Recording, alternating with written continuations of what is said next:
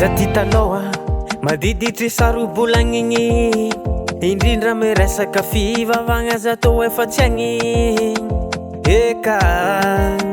ny foko sy saignako ihany no mamono anahy taritigna milalagna tsara tsy avy fagnahy nefa fianagna anahy nahera tsy atrany ke kory matao tsy agnandrigny vavaka ihany fa mizaza tavela saiko magnambara minao fo tsara Jehova izy nagnova ny fiainagna anahy Manompo Jehova Manompo Jehova Manompo Jehova Manompo Jehova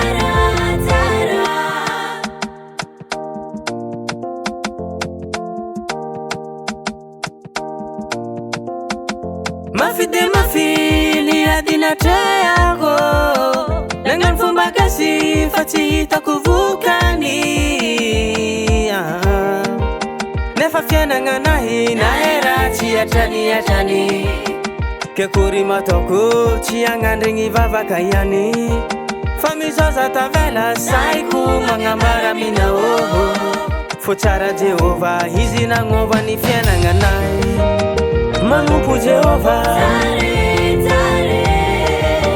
Manompo Jehova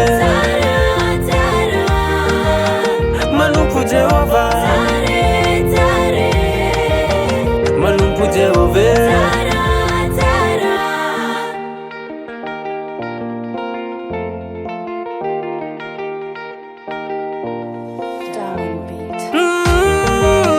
Manompo Jehova